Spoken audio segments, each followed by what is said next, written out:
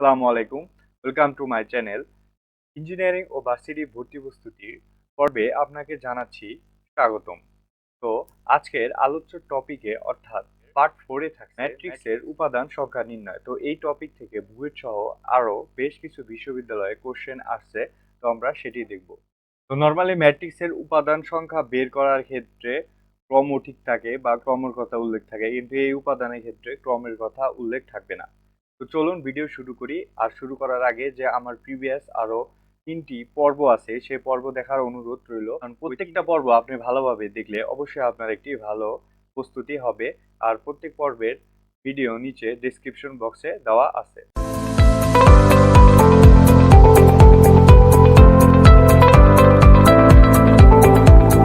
তো ম্যাট্রিক্সের উপাদান সংখ্যা নির্ণয়ের ক্ষেত্রে প্রথম যে কনসেপ্টটা হচ্ছে, যদি মাত্রা না থাকে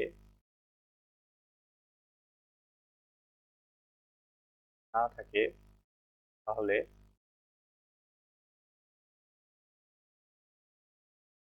মাত্রা বের করব। তো এই ম্যাথ সলভ করার জন্য 2 নাম্বার পয়েন্ট হচ্ছে যে এর পরবর্তী কাজ হচ্ছে যে এক্স ওয়াই জেড ইত্যাদি বসিয়ে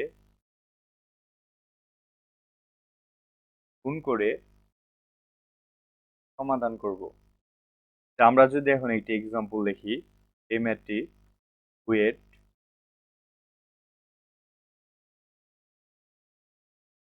17-18 সেশনে আসছে। তো ম্যাথটা কি লক্ষ্য করি ভালো করে। তো দেওয়া আছে যে 4 1 3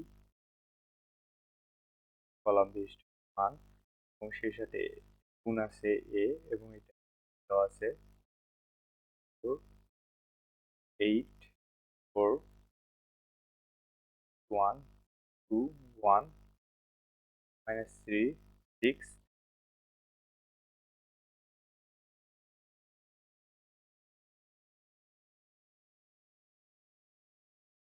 তো এখন আমরা কি করব, দেখেন এখানে কিন্তু এই ম্যাথের কোনো ক্রমও ঠিক নাই। তো ফার্স্টে আমার ক্রমের সলিউশনটা বের করতে হবে। এই যে 1 নাম্বার রুলস অনুসারে, নাম্বার রুলসে কি ছিল যে যদি মাত্রা বা ক্রম না দেওয়া থাকে তাহলে মাত্রা বের করব। তাহলে আগে এখন আমরা মাত্রা বের করব। তার আগে আমরা ধরে নিই এই পার্টের নাম হচ্ছে বি, আর এই পার্ট হচ্ছে, তাহলে বিষয়টা কি দাঁড়ায়, বি ক্রস এ ইকুয়াল সি। তাহলে বিতে কি ছিল, মাত্রা কয়টা ছিল, তো বিতে ছিল 3 × 1, আর এ তো আমরা জানি না, এর মাত্রাটাই আমরা বের করব। আর এটা ছিল সির মান ছিল 3 × 3, তাহলে এটার সলিউশন হবে কি 3 × 1 3 × 3। তাহলে এই থ্রি চলে যায়, তাহলে কি থাকে 1 × 3। তাহলে এর মাত্রাটা হচ্ছে অবশ্যই কি হবে, যে একটা সারি থাকতে হবে, কলাম থাকবে 3টি।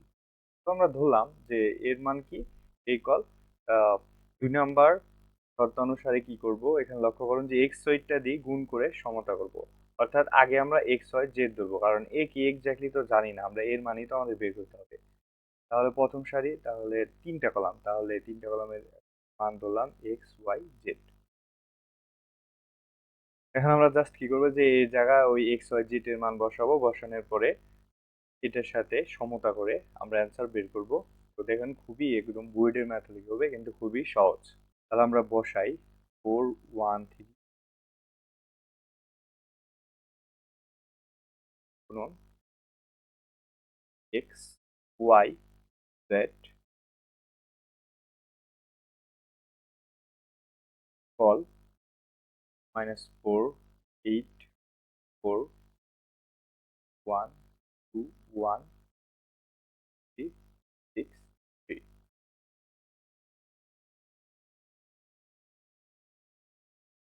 2 নম্বর কন্ডিশনে আমি কি বলেছিলাম, যে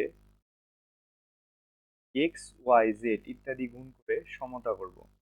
তার মানে আমরা যদি সমতা করতে পারি, অর্থাৎ এইটা আর এইটি গুণ করে সমতা করলেই কিন্তু আমরা মানটা পেয়ে যাচ্ছি।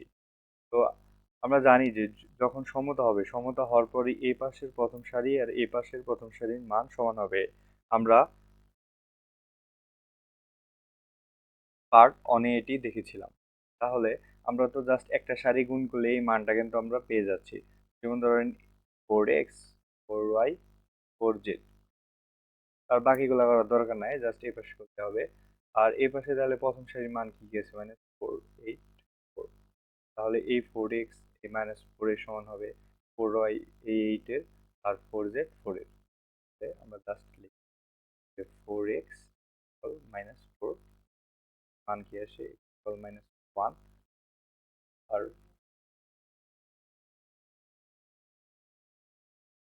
4y ইকুয়াল 8, y ইকুয়াল 2, আর 4z ইকুয়াল 4, তার মানে z এর মান 1। সুতরাং a এর মান হচ্ছে -1 টু 1।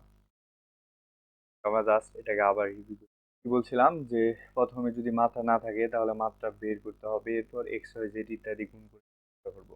তো আমরা ধরেছিলাম এটিকে আর এ বি, তাহলে বি ক্রস এ, এটা জাস্ট ক্রমগুলো নিচ্ছি, ওয়ান ক্রস, তার মানে এটি একটা সারি ও তিন কলাম থাকবে। তো এগুলোকে আমরা এই দ্বিতীয় ফর্মে জাস্ট এক্স ওয়াই জেড ধরলাম। তারপর আমরা জানি ক্ষমতা করে বাম পাশে সারি আর ডান পাশের কি সারি সমানের প্রত্যেকটা উপাদান সমান হবে। তো আমরা সেই কাজটা করছি, 4x 4y 4z, তারপরে এই পাশে লিখলাম, তারপরে just normally X Y Z এর মান বের করলাম। আশা করি এই টপিকটি বুঝতে পারছেন। তো আজকের মতো এই পর্যন্তই। আমি বরাবরই বলে রাখছি যে আগে সবগুলো ভিডিও দেখুন, তাহলে ম্যাট্রিক্স ম্যাট্রিক্স সম্পর্কে আপনার যত প্রবলেম ছিল সেগুলো সলভ হবে, এবং কি কি আসবে সবগুলার সলিউশন আপনি নিজেই পারবেন।